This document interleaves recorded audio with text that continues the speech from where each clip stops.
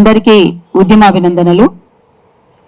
ఇక్కడికి విచ్చేసినటువంటి మిత్రులకు, మీడియా మిత్రులకు అందరికీ కూడా ప్రత్యేకించి ధన్యవాదాలు, ఉద్యమాభినందనలు తెలియజేస్తూ, మిత్రులారా, ఇప్పటిదాకా అనేక విషయాలు మీ ముందుంచారు. ఏ సామాజిక వర్గానికైనా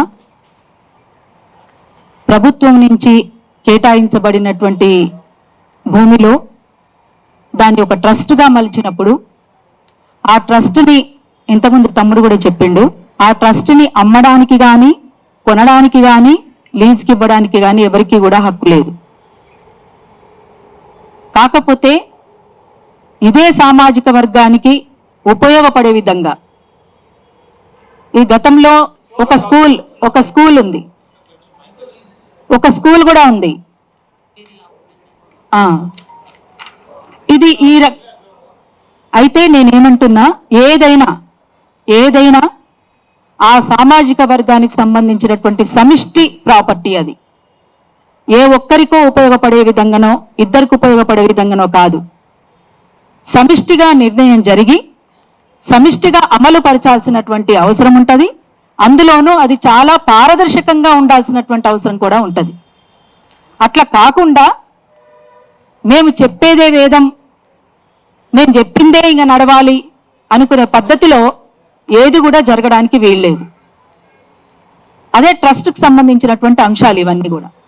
అట్లాంటప్పుడు ఇంతమంది ఇంటలెక్చువల్స్, ఎక్కడో ఇతర దేశాలలో ఉన్నటువంటి ఈ కురుమ సామాజిక వర్గానికి సంబంధించినటువంటి యూత్, సుభాష్తో సహా ఇంకా కొంతమంది మిత్రులు కూడా ఉన్నారు. సుభాష్ కూడా నాకు ఫోన్ చేసిండు, సుభాష్ చేసిండు, రమేష్ చేసిండు. రమేష్ అంటే ఎవరండి? మీరేనా? నాకు ఫోన్ చేసిన మీరేనా? ఇక్కడే ఉన్నటువంటి వాళ్ళే కాదు, ఇతర దేశాలలో ఉన్నటువంటి వాళ్ళు కూడా ఫోన్ చేసిండ్రు. ఎక్కడో ఉన్నటువంటి వాళ్లకు ఇది ఏం బాధ మరి? ఇక్కడ జరిగేటోళ్ళకి జరిగితే జరగని, నాకేం బాధ అనుకునే వాళ్ళు ఉండొచ్చు కదా. కానీ వీళ్ళకి జరుగుతున్నటువంటి అన్యాయం పట్ల వాళ్ళు బాధపడుతూ, తపన పడుతూ, ఆరాటపడుతూ ఫోన్ చేసిండ్రు.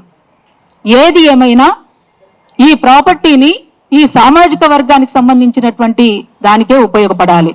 వాస్తవానికి నాకు తెలిసినటువంటి పిల్లలే, అమ్మాయిలైనా అబ్బాయిలైనా, కొంతమంది హైదరాబాద్లో ఉంటూ, అమ్మాయిలు కూడా హైదరాబాద్లో ఉంటూ, వాళ్ళు ఇంటి దగ్గర నుంచి తల్లిదండ్రులను బాధ పెట్టి మేము ఈ హాస్టల్కి ఫీజులు కట్టుకునేటువంటి పరిస్థితుల్లో లేం కాబట్టి ఇక్కడే ఎక్కడో ఒక చోట, అంటే షాపింగ్ మాల్స్లోనో ఇంకొక్కడో ఎక్కడో ఉద్యోగాలు చేసుకుంటూ ఆ డబ్బులతోటి వాళ్ళు హాస్టల్లో ఉంటూ ఇక్కడ మిగతా కోర్సులు చేస్తున్నటువంటి పరిస్థితిలో ఉన్నారు.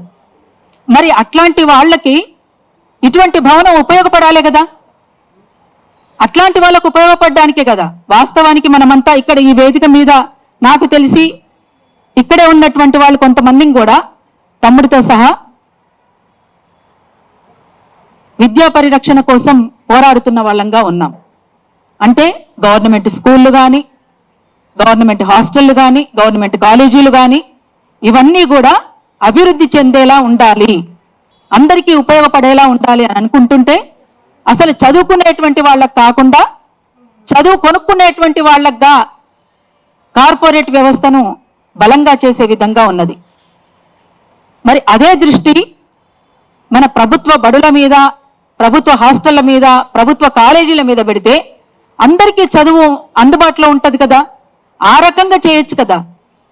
అట్లా లేనప్పుడు ఇవాళ కనీసం మన పిల్లలు ఉన్నారు, ఇంతకుముందు చెప్పిండ్రు, ఒక సాంస్కృతిక కేంద్రంగా కూడా ఉపయోగపడుతుంది అది, ఆ భవనం అట్లనే ఉంటే.